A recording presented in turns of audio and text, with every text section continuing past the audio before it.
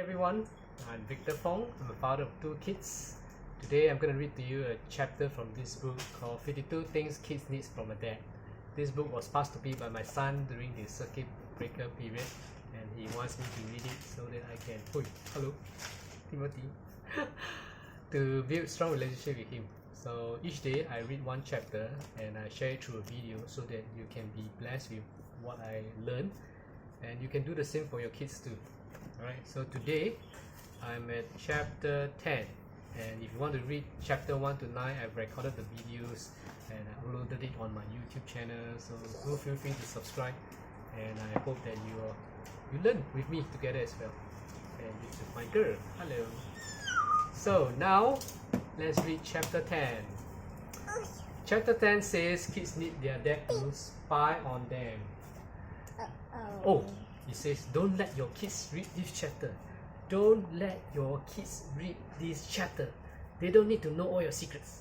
Now, the author has 5 kids who eventually read the following paragraph, but you have to deliver this concept in a dad-to-dad code. I have a good sense you're smart enough to read between the lines. One of the primary jobs is to know everything possibly we can about our kid.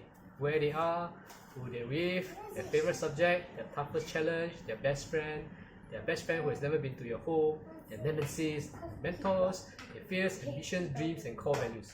You need to know if you can trust them.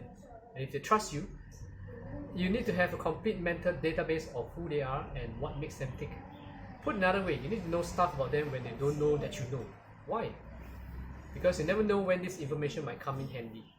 Some examples might help. Let's say our son gets cut from the basketball team, right? Then it's better to know that his cookie peanut butter is his favorite ice cream flavor.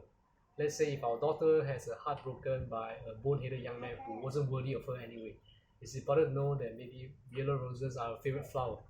If all our children get trouble in school and their grades start to slip, one of the questions we can ask ourselves is what recent changes they've been going through, right? A dad who spies on his kid may have the answer. Now, the reason to know our kids well beyond the negative situation, any extra knowledge we acquire about them makes them give us a hero status in their eye. If we overhear our son idolizing a friend's new video game controller, we have the inside track of the perfect birthday present. Right? If we know that one of the ways that this author says is so knowing our children's secret world help us appreciate them as individuals, guide them in their area of strength, create opportunities, and keep them out of trouble. The goal is for our kids to pause occasionally and think, oh, my dad gets it, he understands who I am. They will never say that kind of thing out loud, of course, but once you establish yourself as a trustworthy insider, you may find that your father-child connections are deeper and conversations are more meaningful, especially as they plow deeper into those teenage years. So how do we spy on our kids without invading their privacies? Well, diaries and dresser drawers are off limit.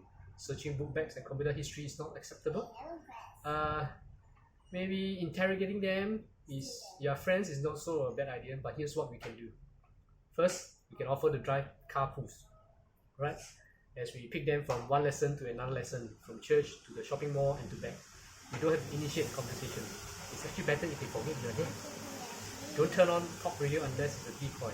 Once in a while, we can ask whoever is riding what's a good radio station to tune into. But for most part, we just sit back, sneak an occasional peek in the rearview mirror, and get a glimpse of the latest slice of their life. Number 2, network with other parents. Right? We have a saying in the house, our spies are everywhere. It sounded like a joke, but it's not. There are hundreds of parents and they know our kids, and we know theirs. Sometimes it seems like our kids are overscheduled and involved in way too many group activities. But all those kids in all those events have parents. Their parents are the extra set of eyes and ears. Well, raising our children is our job for which my wife and I took full responsibility. But it's also a blessing to have other parents in the neighborhood on the sidelines, just looking out for our kids too. So helping our kids to be on the radar screen is not intimidating. In fact, it's a comfort for me and my wife. Number 3, be tech savvy. Whether is it Facebook or the latest variation of social interactive website, we don't have to have multiple accounts, but staying connected with other parents who are in the loop help us to know whether something dangerous or illegal is going down.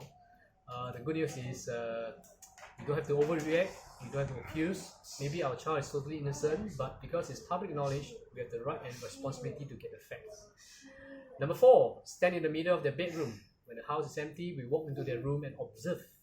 Don't rifle through the things. Maybe don't even touch anything at all. Just make note of the environment they have created intentionally or quite by accident. Do a 180-degree turn. Imagine what their life is like. Remember your fears and fantasies when you're at their age. Get in their heads. Yes, you can pull off a book from the bookshelf, pick it on CD. It's permissible to read any poster, catalog, paper that's in plain sight, but not more than that. So spend 2 minutes a month in their world and then leave without a trace.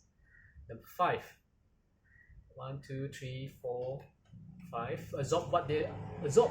Read some of the stuff they read. Watch some of the stuff they watch. Listen to some of the stuff they listen to.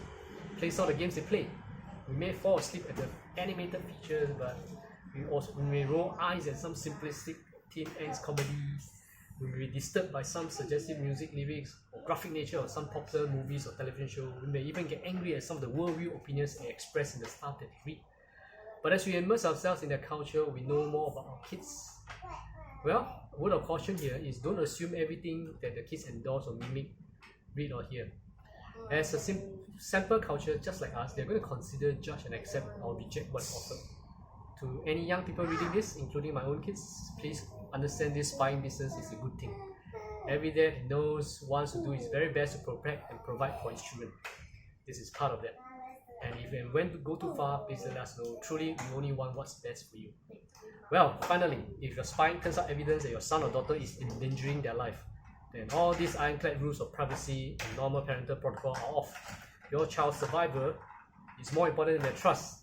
If they're hitting red bottom and making life-threatening decisions, they trust you to intervene.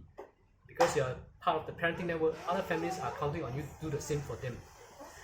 So, key takeaway from this lesson: enter our children's world, be intentional about knowing more about who they are and what influences their lives.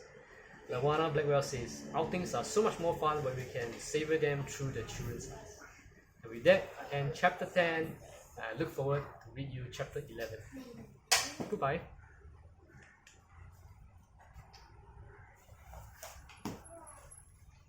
Awesome.